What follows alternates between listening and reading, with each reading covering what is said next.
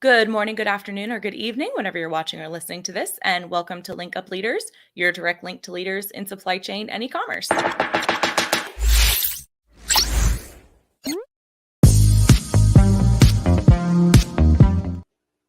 My name is Lisa Kinski. I'm your producer and co-host, and joined as always by Francois Jeffrey.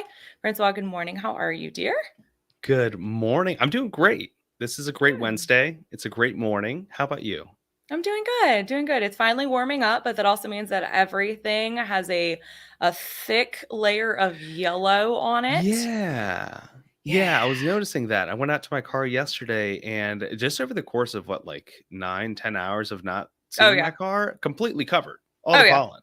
It's Allergy season. ridiculous. Yeah, it's crazy, and I am feeling it. I, like, sat down on this couch, and I was like, "Oh my god, I'm so itchy." Like, I need to not scratch the whole time. I forgot to take my allergy pill this morning, and it's funny too 'cause, Chuan left his car here, and as I walked by this morning, I was like, "This is gonna be really funny to see a black car that is Completely not yellow. moving for days, just, like, Yeah. watch it accumulate because it's pretty thick on there right now."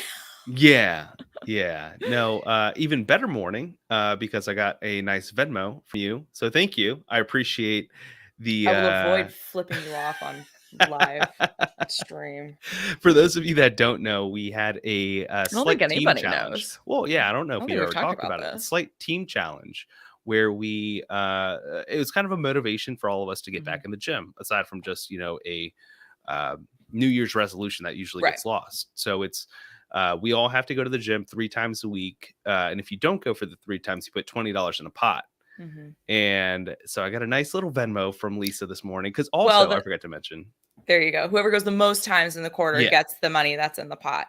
And I was talking so much smack at the beginning, but then I just had so much going on in my life. And I know it's like, oh, excuses, but like when you're house sitting for a friend and your gym is nowhere near there, like the closest gym is 30-minute drive away, it's like, God, Yeah. that's so exhausting. And you're sleeping in a toddler bed and you get no rest. And it's just like, I just Yeah. want to go to bed. Yeah, So no, I get it. I you're mean, it's welcome, I guess.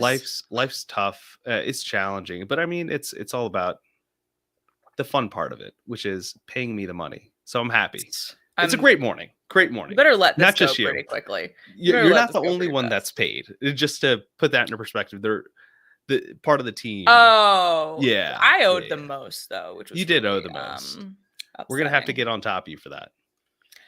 Hey, man, I arguably do more than everybody else though, social life-wise. Okay. So I'm Yeah. constantly running, and I think that that's a pretty fair assessment that, like, I have more activities than everybody else does. Yeah, just because you're more important to other people's lives than all of us, it doesn't mean That's not what I'm anything. saying. Okay, It's we not what can, I'm but saying. we'll drop it. We'll Do get this. past Well, to it. be fair, you do a ton when you're at home. So, like, you have That's more free true. time down here. Yeah, yeah. So Jack is just I do lazy try to go. bones. Yeah, So, lazy bones. he wanted to be But mercilessly berated. So, yeah, there you go. yeah. I mean, talking about priorities, I think over the past That's true. 24 months, and just to sort of segue into our conversation today, top priority I think for a lot of business owners has really been supply chain and logistics, and a big part of it has been forward stock and Mhm. forward supply chain, sort of this downstream as we sort of talk about it here in the office. Right.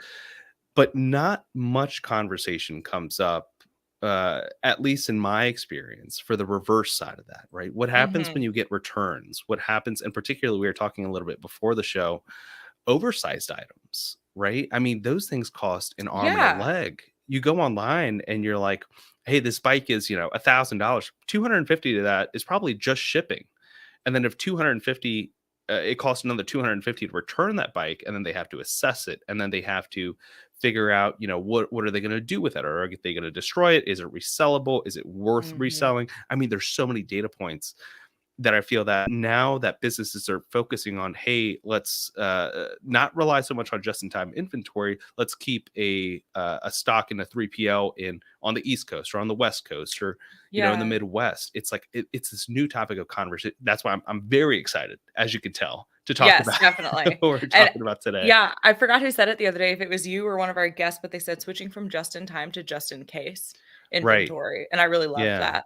But yeah, let's go on ahead and bring on our guest. So today we have with us Chuck from ReverseLogix, and we are going to be talking about reverse logistics. Is that right? Does anybody else get tongue-tied kind of given that introduction of what you do and the company name? Yeah. Even some of us internally will get that tripped up once in a while. Well, thank you so much for being here. This is something that I feel like Francois always gives us. It's like it's never talked about enough, and I'll actually say it this time. We've never talked about this, and I feel like even at Prosper, I don't feel like anybody was talking about it. No, not at least not that we saw. Did you get to go to Prosper, Chuck? No, I did not this year. Okay. No.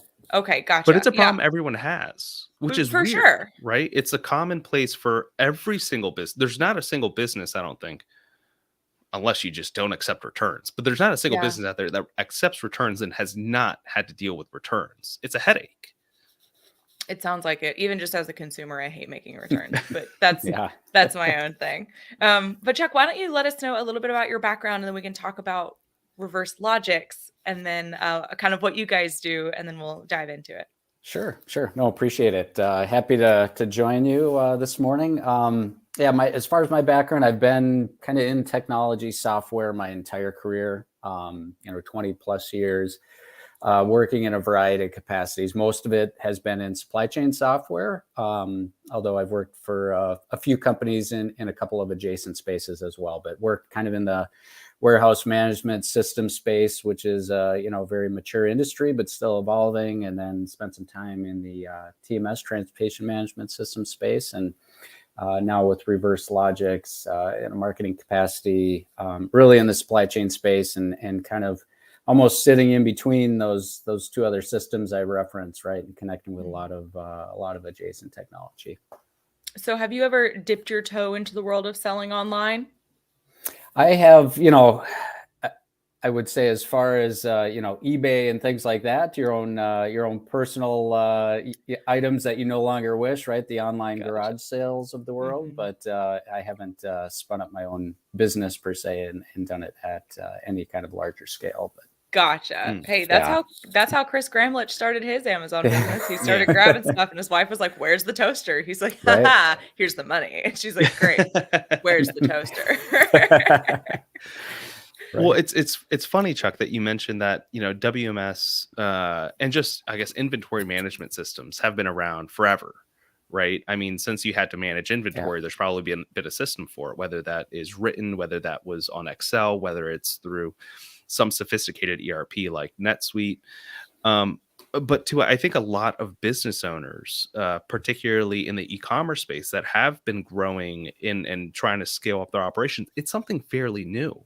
It's something that they've maybe sort of set and forget with Amazon and let Amazon handle all of this. And Amazon, of course, has one of the most sophisticated supply chains, I would argue, in the world, right?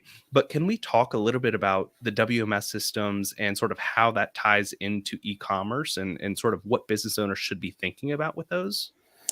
Yeah, it's been a mature space for a while, and really optimized on what you kind of referenced on the forward side, right? Really helping manage inventory, get accurate counts of what's in the warehouse, and then help you manage kind of your order flow, right? New orders come in, you need to essentially pick, pack, and ship those, right, as efficiently as possible. And that whole space has evolved as well, right?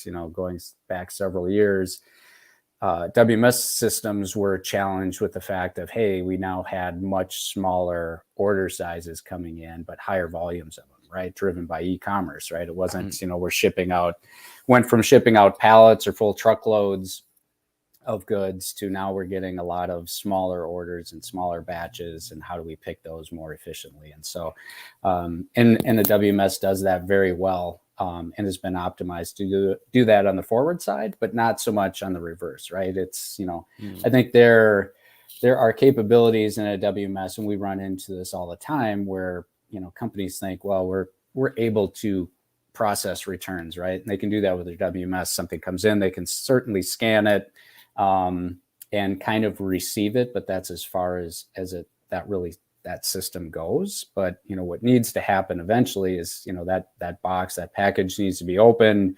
We need to know what's in there, who it's from, Do we need to credit somebody? And then is the good, what type of condition is that return in? And those are all the things where you get into the details and nuances that a WMS wasn't designed to do and hasn't evolved to handle that. But, there's been enough going on the forward side, right, where, it hasn't necessarily been a focus for those vendors either.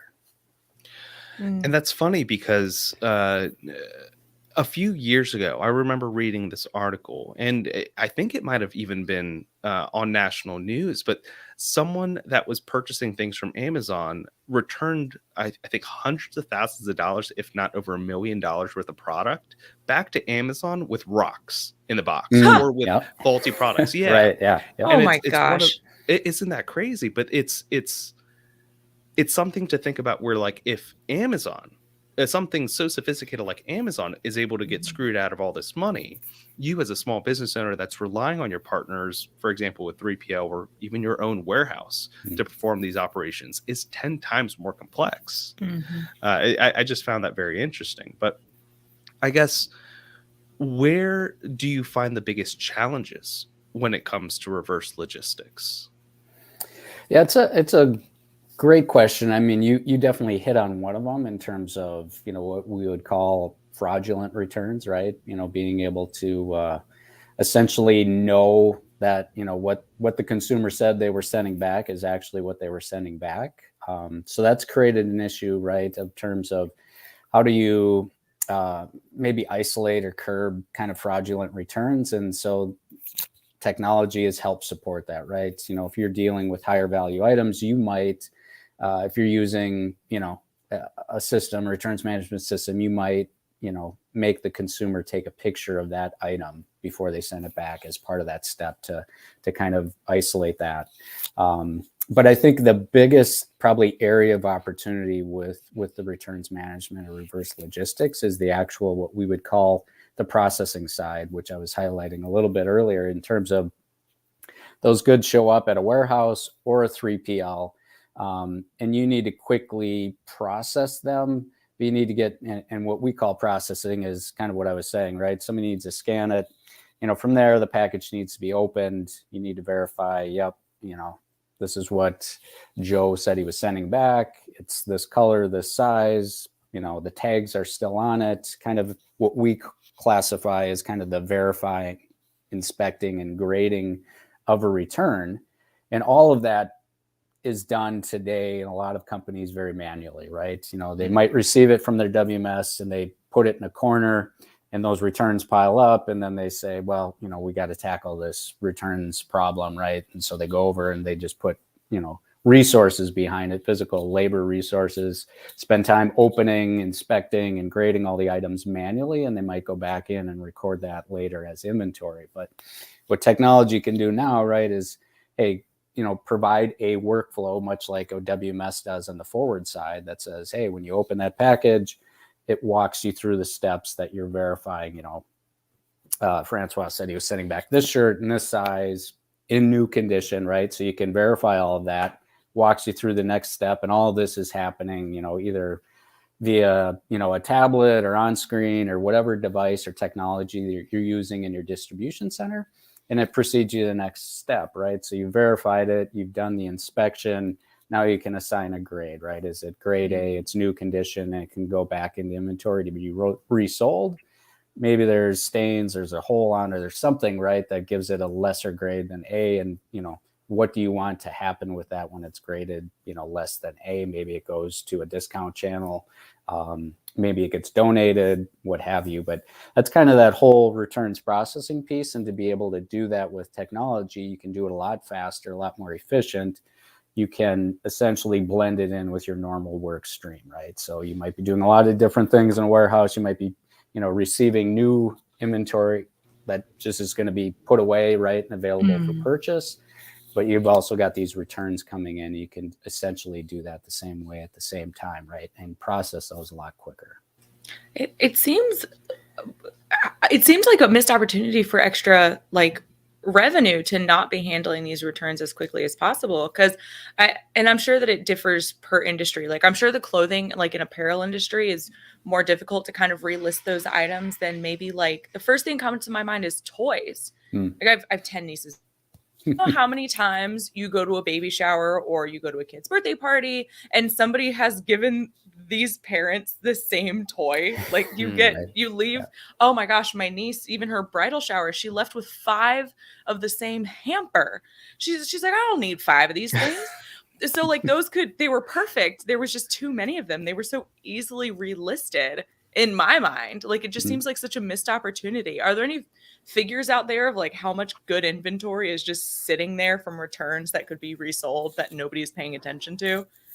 I mean, there's a lot of stats that you can look online that just point to the amount of returns, right? And it's, as you can imagine, tied to just the general growth in e-commerce, right?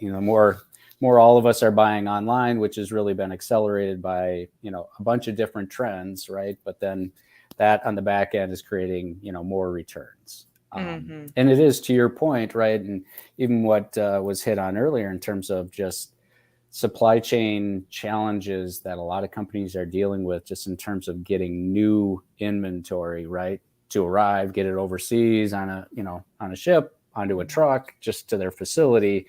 That whole timeline has become a lot more complex and has lengthened quite a bit, right? So now you point to the problem of looking over in the corner of your warehouse where all these returns are piled up, and hey, you've got who knows how much inventory that could be available to be resold, right, at full price, sitting there, that you haven't dealt with, right? And then you're also struggling with just getting new inventory on the front end, right, from your forward supply chain received as well. So there's a missed opportunity for a lot of companies, right? You might have something that's just out of stock on your website. You might have 10 of them sitting in that corner, perfectly good returns, but you don't really have visibility to that because you just essentially received the package and that's as far as you've taken it. And so a few times you've mentioned, specifically their warehouse. Are you sort of drawing this line of differentiation between a brand's own warehouse and a partnered 3PL?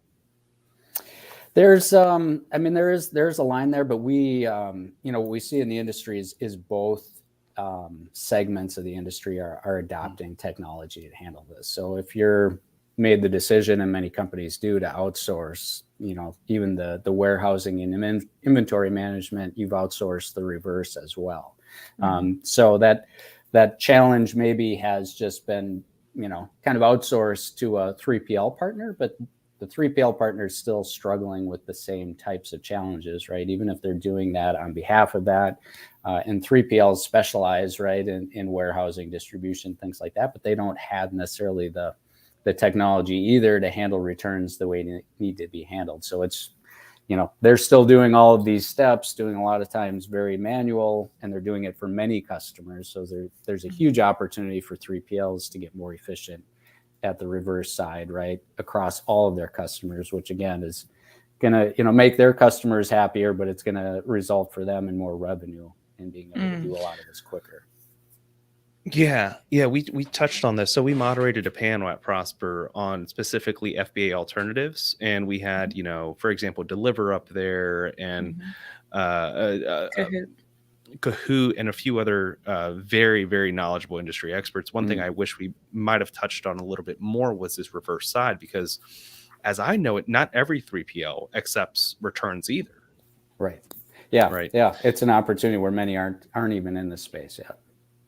Well, so from my personal experience, and, we scaled up, let's say, we started with a 28,000 square foot warehouse. We're pushing over 1 million by the end of the year. In that 28,000 square foot warehouse where we were just starting out, we were getting returns left and right from brands that we didn't even recognize is the thing. Brands that we weren't, and not to say brands, products that we weren't fulfilling, but they were products from the brands that we were servicing. And a lot of times, interestingly, they would just abandon it. They wouldn't respond to outreach of, hey, is this your product?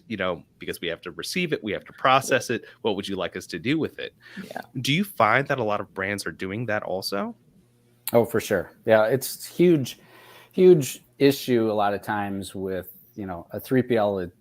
It's magnified, right? Because they might be working with, 50 different customers across, 50 different unique product categories, right? So, but even brands see that, right? If you're a brand and you're selling, through stores, online, and you've got a variety of different products, right?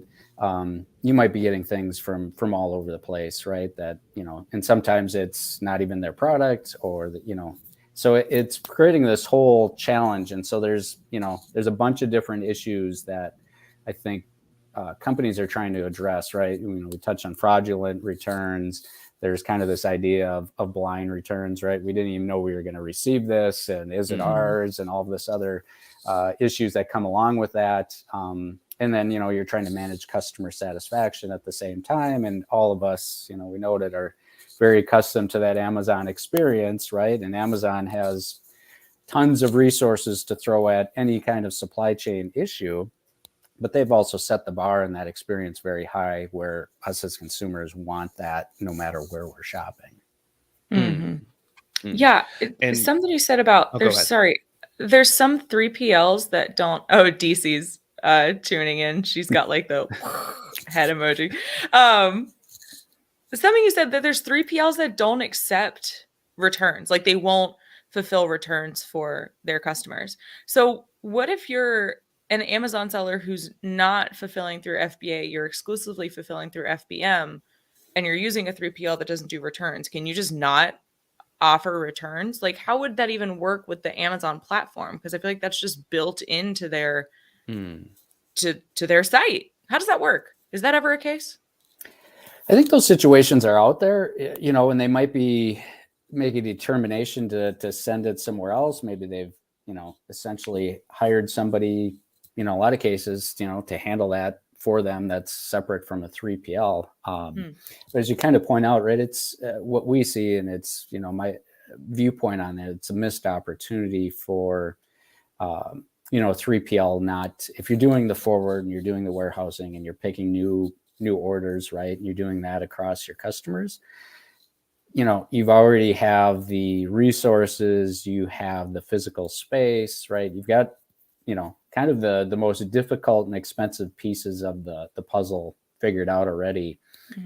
Adding this as a capability to your existing customers is, in my opinion, a no-brainer, right? It's a revenue opportunity. You're already working on this. You're going to probably increase customer sat with a lot of those customers, and and B, you can charge for the reverse side of it, right? So it's a whole new revenue stream that you can then, dip your toe into, and all of those steps I was talking about earlier in terms of, the verifying, inspecting, grading. Sometimes, as you know, right, 3PLs can make additional money on what they call value-added services, right? So part of your value-added service could be, maybe if I'm processing returns for apparel, I could, if something comes in and it needs to be re-tagged, that could be a value-added service. If it needs to be washed or pressed or repackaged, right? All of those things could be value-added services that you're adding, or you're offering to your customers, and then increasing your potential revenue. Do you think maybe they don't do it for the fear? Sorry to cut you off a second time. Give me 1 second. Do you think maybe they don't offer it for the fear of, like, what Francois was saying we would experience, just getting like boxes and boxes of product returned to us that it was a product for something we weren't fulfilling, so we're just getting these returns and it's taking up this space, like maybe because they're fearful that they won't be able to handle more of like the order fulfillment side if they just physically are running out of room? Yeah, I mean, you hit on a good point, and it, returns, reverse is, and reverse logistics has been around, for, this category isn't new, but I think it's just getting recognition because it's, the problem's gotten a lot bigger, right? But reverse used to be just physical handling of returns, right? Even sending a truck somewhere to pick up returns and then come back and just do it all manually and things like that. But I think you hit on a point where the reverse side has kind of been a little bit of the ugly side of supply chain, right? It's kind of, you're dealing with returns, you don't know what's coming back, you got to open it, you got to, a lot more just, it feels like physical handling and very manual and takes up space, to your point. And do we want to get into that business when it's so much cleaner just to, we've got a warehouse management system, we've optimized everything in here to do forward fulfillment, right? And we can pick, pack, and ship all day and scale that exponentially. But I think that's why you're seeing growth in technology, right? And that happens with all kinds of different software categories, right? They eventually, flourish and blossom because there's a problem that needs to be solved and somebody creates a solution, and then there's more broad adoption of that, right? I think that's what we're starting to see on the reverse side finally, which is good. But I think that is kind of, to your point, right? It's, if you're not familiar in handling the reverse side, right, it can seem like a much bigger, issue or problem to tackle if you're just been used to doing all that forward side of it. Sure. Okay, Francois, go ahead. Well, it's sort of shifting away from the warehouse and more so on the brand owner side, or the manufacturer. I guess one important piece is to sort of run that cost benefit, right? And I just see that sort of working into the entire product life cycle of running the cost benefit of, well, how much is it going to cost to inspect it, to pick, pack, restock it, and whatever else you have to do. Can you walk us through that process a little bit more of how you're seeing sort of companies incorporate this, maybe even into their pricing? I imagine if you get 3% returns, you're probably either ordering 3% more product, or you're increasing your product price by a little bit at least, right? Yeah, I think some companies have baked it into their pricing. I think one of the other challenges is that companies don't have visibility how much it is costing them, right? Everybody is naturally focused on the price of sales, increasing, right? And you can see, our e-commerce sales are, keep going up. And as long as that's happening, usually people are happy, they're excited.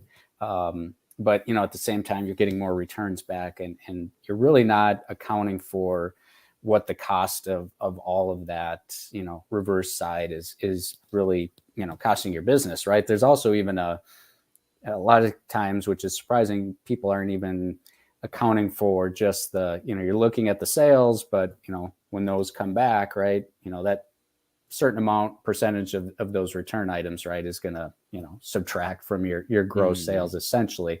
But then if you look at just the finer costs around, packaging or postage, the transportation costs, and then the actual physical handling of processing that return, it starts to eat into your bottom line quite a bit. And, there's some stats out there that, if you're selling for example, if you might be selling a $50 item, it might cost you $10 to process that return back in, right? So it can be significant depending on the item. And, we used early on, right, that example of something that's big and bulky like furniture.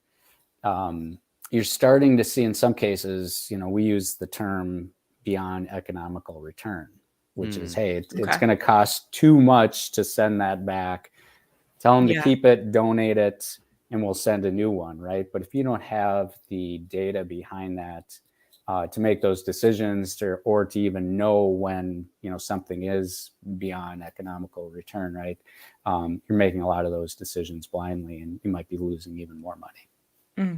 And DC has another comment just because it's on topic. She says, "I'm here at Modex," which I think means you're in Atlanta. So DC, let's get connected while you're here. Yes. And actually, it's covering up Chuck, so I'm just going to read it aloud. I'm here at Modex, and there is so much technology here related to the warehousing and distribution, etc. But I wonder how much of that will actually be adopted because of all of the additional manual/human intervention required on the reverse logistics side. She also says, I've worked with a few retail e-commerce companies that bake a return percentage and cost into the financial forecasts and product/inventory POS, I guess purchase orders.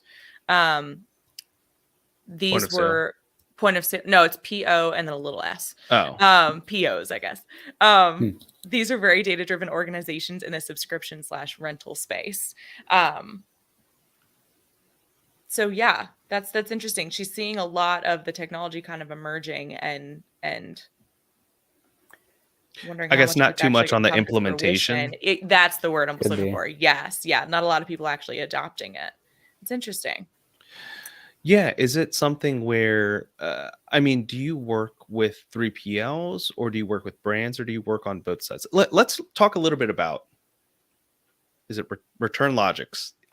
ReverseLogix. ReverseLogix. Yeah, There you go. I kept reading it down there. ReverseLogix. ReverseLogix. Let's talk about what ReverseLogix does a little bit, so we can sort of dive deeper into either the consumer side or the 3PL side. Yeah. It's thanks for the opportunity. I mean, we work with both, right? So some of our customers are 3PLs, and some are what we would call brands, and brands can be, an apparel brand, it could be a manufacturer brand, right? Like, or just multi-channel retailers, your traditional, retailers, right, that you think of. So you have companies that are selling in multiple channels, selling a lot online. And what our technology does, and what it was created, right? We use the term purpose built, right? So it was designed to handle the exact problem we're talking about, which is, right, provide a technology platform that not only handles the front end, right? So give that branded experience on the front end that everybody's used to from Amazon, right? I received this shirt, I need to send it back. I log into XYZ brand's website, click the return button, it guides you through a very simple process, right? Either you print off a label, put it in a package and ship it out, or maybe you get a QR code or what have you, right? So that's in our technology landscape called returns initiation, right? Just facilitate the actual process of getting that return in motion back to where it needs to go. And then we also handle kind of in between all of the, kind of the where is my refund type of part of the equation, right? Providing you as a consumer some updates around, hey, your package has been picked up, it's been received at the processing center, right? You expect your refund. Because there's a whole part of the problem that happens where us as consumers, if you've ever dealt with a brand or a product that you've sent back and you have no idea if they've received it, and you're like, when am I going to get my refund? That was kind of expensive, so you're starting to send emails or maybe eventually call. And so there's a whole nother labor problem just around customer sat where, companies are handling hundreds or thousands of calls, emails, a month just around that very problem. So there's a part of that that's solved with just technology. And then we dive into the returns processing, where our solution does kind of that whole verify, inspect, grade, but in a workflow, right? An intuitive workflow that's just you can train somebody very quickly, just walks them through all the steps, and boom, you've processed that return. And so that's what we've created, is a platform that basically automates and digitizes that whole workflow and connects with all the various other systems that are in place. So it's not you need to rip and replace something. It's, we integrate with your e-commerce platform, whether that's a Shopify or Magento, and we integrate with your ERP system, right? So there's the crediting that needs to happen for refunds, and you need to update inventory. So we'll integrate with the warehouse management system too. So it's kind of playing ball with all those systems, but to handle that whole returns flow seamlessly. And then at every point in that process, right, we're collecting data that, in turn is very valuable for whether it's a 3PL or a brand that says, hey, I'd like to know how many returns we're getting. Why is this shirt coming back frequently, right? Because the end game eventually is not to process all your returns, more efficiently. It's, eventually you want to know, how do I reduce the amount of returns we get, right? And the only way you're going to get that is through understanding why things are coming back. And is it a packaging issue? Is it a sizing issue? Is it, the colors on our website? Everybody sends back this shirt, in green, because whatever reason, right, that green isn't what they expected. So there's all kinds of data points that in turn become very valuable. But if you can't collect it across that whole spectrum, you can't make those types of decisions. I see now your question earlier about, do they work with Extend? I just made that connection as you were speaking, because that's kind of a little bit of what their team does too. Do you know of Extend? I haven't heard of them. No. Okay. They're a product and manufacturer warranty company, essentially, to their core. So they process a lot of, and they partner with return companies, I believe, but they extend a warranty for customers to be able to buy the warranty, and then they process everything. So they'll issue the refund and whatnot. Okay. But from everything you said, there's a lot to unpack there. right? At what point, though, do you see a lot of the brands sort of approaching you and implementing this into their process? Yeah, it's interesting, right? If you think about that whole spectrum, there could be some pain in all of those areas, right? But what we eventually see when it becomes kind of the you know, itch that needs to be scratched, so to speak, right, is when that it's on the processing side. It's that, you know, hey, our return volumes have gone up to a certain point where we can't keep track, you know, of everything. We can't process things fast enough. We need, you know, we know we have inventory sitting there that could be resold. And so that's when they start to feel probably the biggest pain is on the returns processing side. Not to say all those other pieces aren't part of it, but there's been some solutions in the market. Even, you know, to some degree, brands can create a little bit of that themselves if they're just, you know, we need to give consumers a way to send a product back. Could be very manual today. You might have to print off a form and email it in, but they're doing a little bit on that returns initiation side, but not a whole lot on that, you know, now everything comes back, what do we do type of problem. Yeah, it's interesting to hear that it's more so once there's a large enough fire for them to put out that they need to start to incorporate this, because it almost seems like you could bake this into your flywheel, right, of product and continuous improvement of, hey, what do we need to improve? Are people complaining about it just being too small? Or obviously you get rid of things like, you know, the post holiday season returns, and you can get more insights into those. And it's just, it seems like and you mentioned it a few times, a very, very missed opportunity for product development, and to increase, or I guess increase the bottom line for, you know, getting rid of those returns. And one piece particularly is sort of verifying that qualitative data that they're getting, right? I mean, I know when I'm returning something, I just click a button, whichever one that I think that they're going to refund my money for. If it says like got the wrong color, I'm not going to pick that. I'm probably going to pick, you know, there's something wrong with it. Now it's up to you to check like, hey, is there something actually wrong with it? Or, you know, if there's not, then do we need to change that form? Do we need to include another option?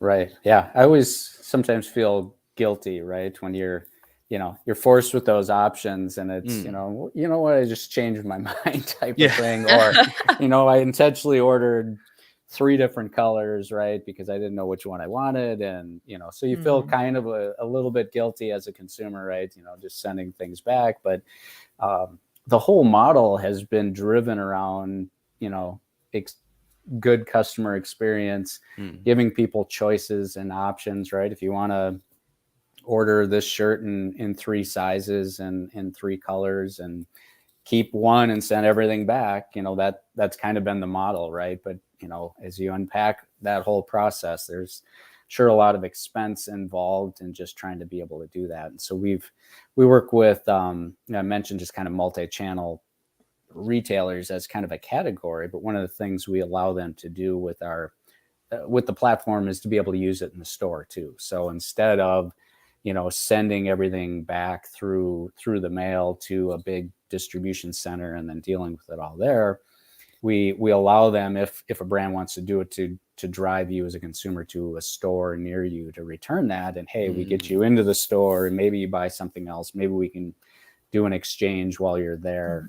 So being able to do that for a variety of reasons, and even sustainability is becoming a much bigger conversation now, you know, so that's one of the things that some brands are concerned about too. If we can just drive somebody to a closer store, right, that's within a few miles, versus, you know, that package going, who knows, thousands of miles to a distribution center. Makes sense. Yeah, I mean, this seems like a much larger program than what companies are currently putting focus on, right? I mean, like you talked about, hey, you know, we could drive people to the store, or maybe that means, hey, we have to talk to the marketing team, provide some sort of offer and incentive for them to do that. It just seems like it's a very cross-functional problem. It's not just a logistics problem. It's not just a, what's my 3PL going to do with this product? It's how, and you mentioned a little bit earlier, how can we turn this into a positive? How can this affect our bottom line and drive revenue?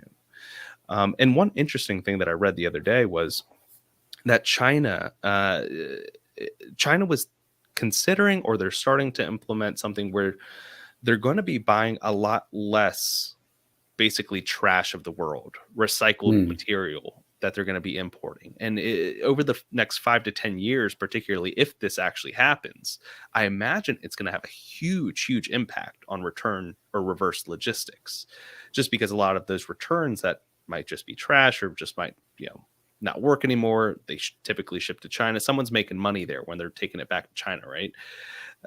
I imagine the upstream effect or the downstream effects that this is going to cause is companies are going to start to move away from wanting returns. And the only way that they could do that is with that actual data, is with understanding, hey, what are people complaining about, or what are they returning this for? How can we improve it? So I think you found yourself in this particularly important and vital spot, especially over the next decade. So kudos to you, first of all. It's something awesome, and sustainability particularly is very interesting, and I think top of mind for a lot of companies in today's environment. Talking on the consumer side, I guess you mentioned a little bit earlier about someone going to a Shopify store and just you handle the entire process from there. Can you walk us through sort of the manual process that you're seeing companies sort of shift from to use you? Yeah, great question. It varies a little bit, right? Some of it is sometimes hidden, right? Back to the question of are they doing this, in-house in their own four walls, or they've outsourced it to a 3PL? So it might, they might not see the ugly side of it, and they might not be asking the right questions of their 3PL to get the data that you just pointed at, right? But generally what we see is that it is very manual. They have a little bit of that front end figured out, right? So, getting a return started, but you'd be surprised at how many companies out there have a very manual process, even on that front end piece, right? And I've run into it, somewhat recently, where I went, and you'd think everybody has this figured out, but it's, you need to call in and talk to a customer service rep to start your return, or you need to print off this form, fill it out, email it, and then they'll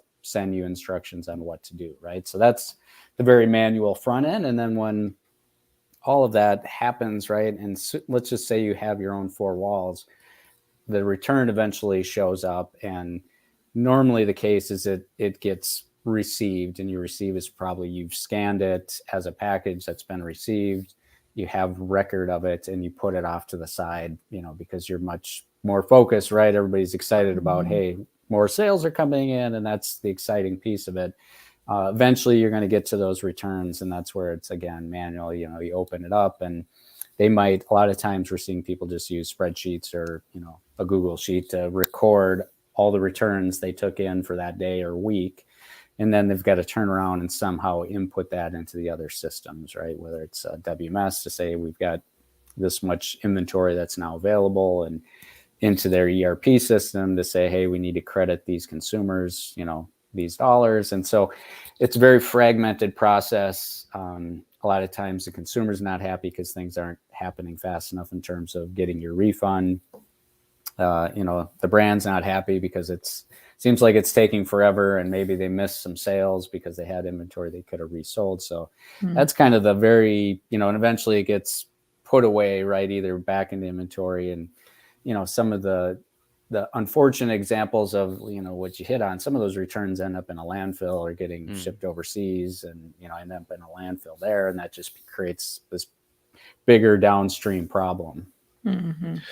And one piece of that is sort of that QC check, right? It's grading it and assigning it an A, AA, or a B. I guess, is that something that you're seeing brands come in with the knowledge of even? Yes and no. Not to, I think what technology opens up is just more options or capabilities in that, right? To not only be able to grade something effectively, but what does that grade mean, right? And so you might have, you could have as many steps to that process as you want, but you might have 5 steps. You got to make sure there's no stains, rips, the tags are on it.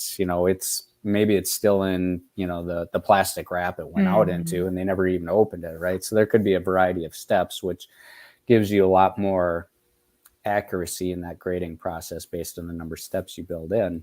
But then to be able to actually drive what happens next in the process based on that grade is, a lot of times people aren't thinking of, right? If we want all grade A to go right into inventory on the shelf and be resold, but what do we want to do with everything that doesn't meet that? You can drive workflow, right? It goes to our, we're partnered with a secondary discount marketplace. It goes to them.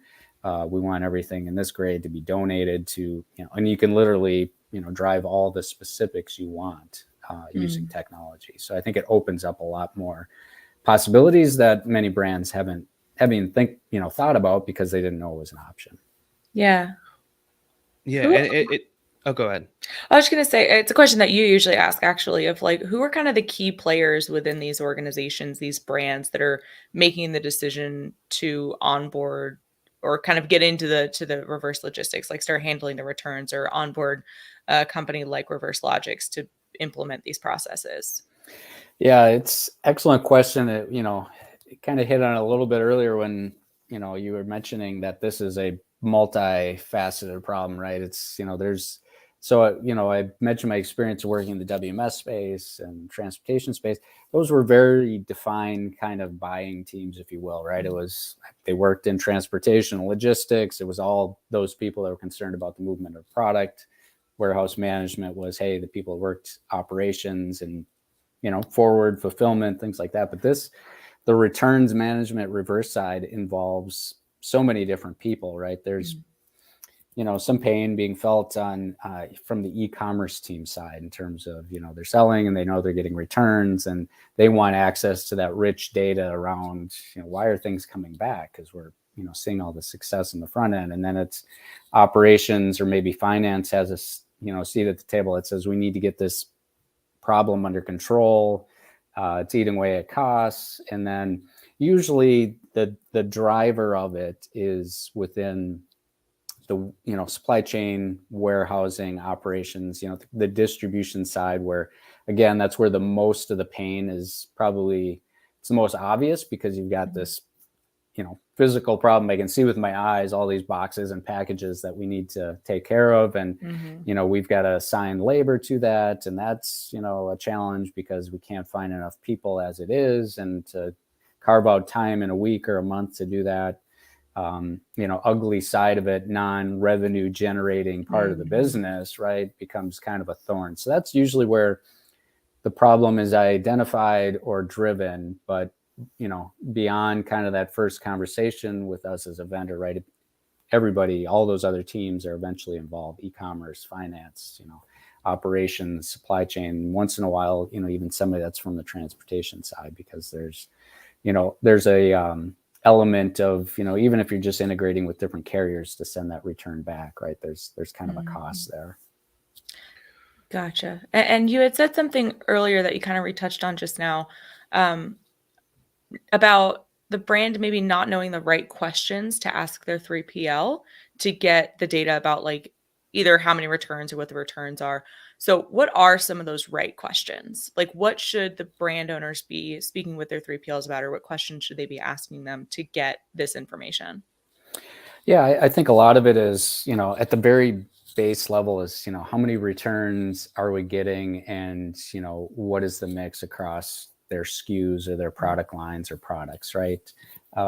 Seems very basic, but sometimes that's hard to come by, especially if it's manual, and you might not be getting it, in an amount of time where you can actually take some action on it, right? You may be getting it every quarter or every year, and by then you're like, well, that would have been great to know 6 months ago, right? When we kept selling this product and it was going out with insufficient packaging and it was going out, coming back damaged, all these decisions. So I think that's kind of the base level, but then you get into a lot more sophistication around, the grading, how many of these returns are meeting a certain grade, dive deeper into why things are coming back, right? Is it, size, color, is there damage, what's damaged, right? So we work with a lot of companies that are in the electronics space, or, an appliance brand or something like that. And that's a much more detailed return, verify, inspection process than perhaps a shirt. But again, there's a lot of different questions that you want to know. And then there's just even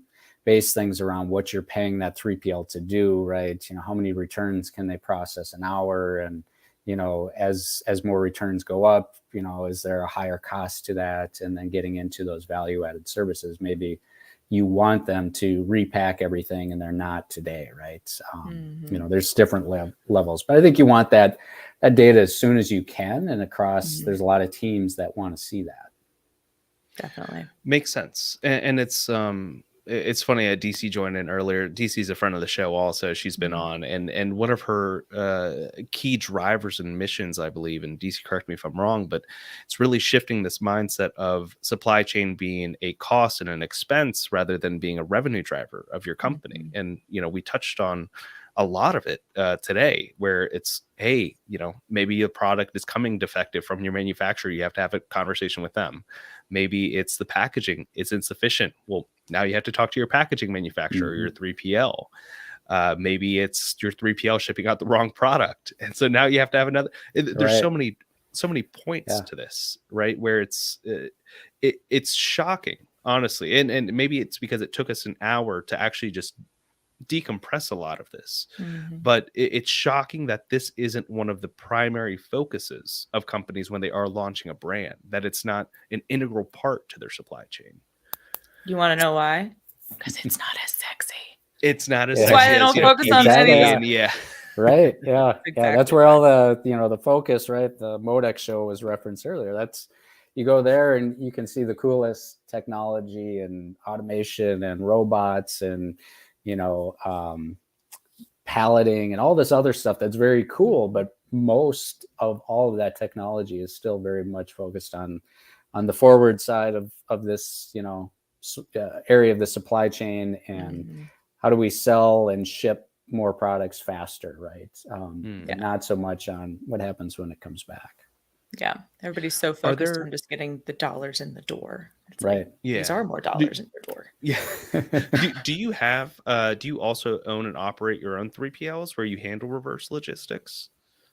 We don't. We actually get asked that question quite a bit, but we've intentionally made a focus really primarily on the technology side, right? And to equip, whether it's a 3PL or a brand, that wants that to own that part of the process themselves, right? To give them the tools to do it the best they can. But do you guys have like a referral network of 3PLs that you could direct your folks to if they say, hey, all these returns are piling up in my garage, my wife is pissed, do you have somewhere I can send these to?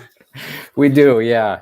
We work with a lot of our 3PL customers in that respect. And, if we run into a situation where somebody says, you know what, we're just looking for somebody to solve this problem for us. We don't own our own labor, our four walls, or any of that. So we can direct them to one of our customers that's using the technology, and they're kind of built out the capacity to do that. Perfect. And then to kind of just put a bow on everything, I know we talked about ReverseLogix before, but if you want to just give us maybe a quick recap of what you guys do, where people can find more information, and also real quick too, what does a best fit client look like for you guys? Yeah. Excellent question. I think, we always try to size up the problem based on kind of volume of returns, right? It's when that problem gets large enough for you to want to make the investment to solve it, with technology. And that could be, for somebody that's selling very expensive electronics, that could be, what we're getting 1,000 returns a month. And on the apparel side, it could be we're getting 5,000 returns a month. But usually we're a best fit when you're talking thousands versus, tens or hundreds, right? Because it is, it's more of an enterprise grade solution, designed to handle a large problem. If you're getting 10 or 12 returns a month, we could probably handle that, yourself with a spreadsheet in your garage, right? It's not a, large enough problem. So that's usually how we size it up. But yeah, and our solution was designed, like I said, purpose built, but I think the key for us in terms of companies looking at this space is it's a single platform, right? So that's kind of we want to be more of a platform solution that handles the entire returns journey, not just this one piece, right? So if you need to just solve the front end and make it easy for consumers to send something back, we can help you with that. But typically you want to look at that full spectrum of the process, right? And optimize it as much as you can across that whole thing. So make it easy for consumers to send it back, make it easy for you or maybe even your 3PL to then process all of that quickly and get it back into inventory as quickly as possible, and do it with technology, and just, so your business can keep humming along, right? And, you don't have to necessarily worry about the back end side of it, and you're getting the data that then helps you inform, we need different packaging, or you're starting to see this concept of virtual dressing rooms online, which is really much driven at the problem of how do we reduce or prevent returns in the first place, which is ultimately the goal, right? And something we probably should have hit up top, we keep mentioning like Shopify, WooCommerce as the storefronts. Is this also a solution that works for an Amazon seller? Obviously not through FBA, but fulfilled by merchant through a 3PL, or is it like a kind of a non-Amazon solution? We do have some customers, kind of selling across a variety of marketplace sites. So it could be Amazon, they could be, a bunch of other ones, right? And they might have centralized some of the returns, so they can use it across any of those, right? And eventually, it's for us as a technology provider, it's an integration point of, whether that's you have 2 or you have half dozen or a dozen, we can typically integrate with any of those systems. Perfect. And then for any more information, you guys can visit www.ReverseLogix, and that is with an X, so LOGIX.com. And Chuck, thank you so much for your time. I'm sorry that you weren't able to attend Prosper and we didn't meet you there. Maybe next year. I definitely think you guys would be very successful having a booth at that show. 100%. Yeah, I like that idea. I think we'll take a deeper look at that, and it'd be great to connect in person and kind of take a look at this whole space right up close, and with some of our customers or potential customers. Oh yeah. It's a great place to kind of connect with everybody, like just partners and, like you said, potential new customers. It's an awesome show. I'm so excited for next year. We just got back like 2 weeks ago, and I'm already like, let's go. But Chuck, great. Thank you so much. And thank you so much for everybody who tuned in. DC, let's get connected while you're in Atlanta. But if you guys liked what you heard today, be sure to give us a thumbs up, comment with your thoughts, share the episode with your friends, subscribe to the show, and be sure to turn on those notifications. That way you never miss a conversation with leaders in supply chain and e-commerce like Chuck with ReverseLogix. So thank you again so much. We will see you guys on tomorrow. We're going live tomorrow. Yes. We'll be live tomorrow and Friday and Monday. You're going to get sick of us, but keep coming back. Bye, everybody. Thanks so much. Bye, guys.